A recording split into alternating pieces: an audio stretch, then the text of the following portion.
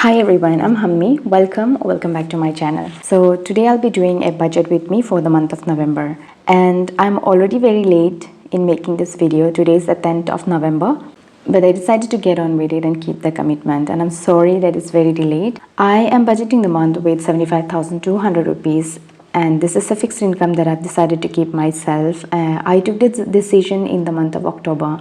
And I feel like this was a right decision that I took, because now I can see that I'm able to put a lot more money into the goals that I'm working towards. This year I have been able to accomplish a lot of goals, and I'm thinking of making a video to talk about that as well. From work, it's always the same, 32,200 rupees. According to the timeline, the work salary should have been increased by October actually. I don't know what's happening. They have not paid the arrear also. They have not done the yearly increment also. I work as a contractual physiotherapist in the state government under NRHM, and even though I have a master's degree in neurological physiotherapy, the paycheck that we get is quite disappointing. It's not even half of what a regular physiotherapist earns in a government setup. So it's been 10 years since I've been in this job, and it's really disappointing. But I'm in a place in my life where I've realized that some things in life are not under your control. The only place I have my control upon is my private practice, and I know that if I enhance my skill, there is so much scope for me to grow professionally as well as financially. And in these 10 years, the recognition, the love, the adoration that I have received from my clients and from the patient is because of the private practice. So anyways, leaving that aside, the budget is 75,200 rupees. For my savings and investment category, I always allocate 10% of the amount that I'm budgeting with into these categories. So let me take this aside. So 10% will be 7520. Out of that, SIP 1 gets 1100.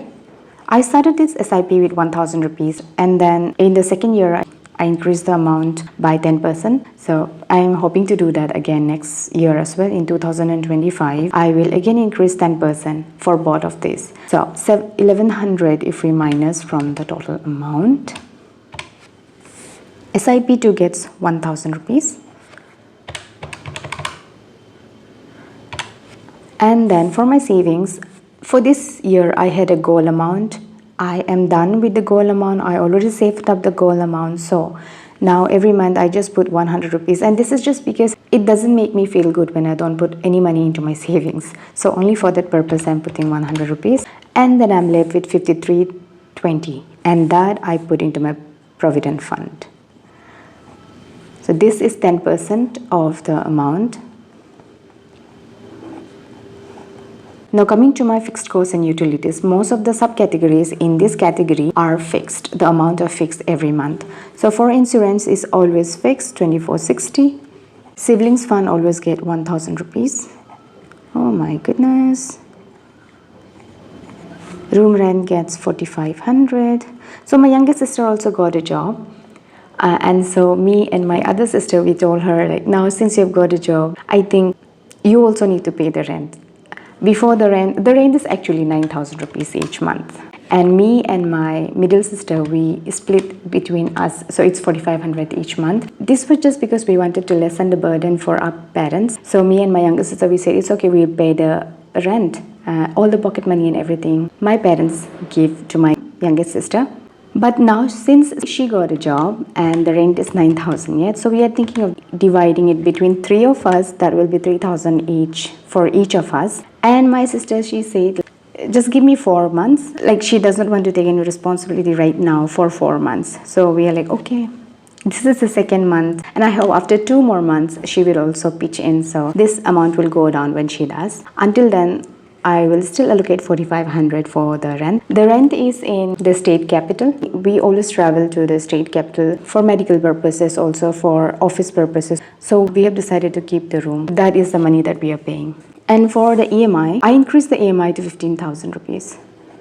It was 13,615. This was the loan that I spoke about. To operate my business when we are shifting, I took out 7 lakh rupees. So this is the money that I'm paying back to the bank. And then for LIC loan, I took out 1,000 rupees.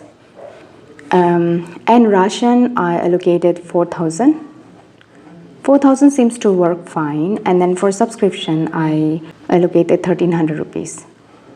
Petrol was 3,500. Here I allocated 1,100. And then for food and groceries I allocated 7,000 rupees. And workwear I allocated 3,000 rupees. So let me add this up. So this is a total of 43,860 rupees. So that is 58% of the amount that I'm budgeting with. And then now coming to my sinking funds, I gave my car maintenance 1,500 rupees because I know that I need to get my car checked. Health and medical I allocated 1,000. Pets I allocated 1,000. Vacation is getting 500 rupees.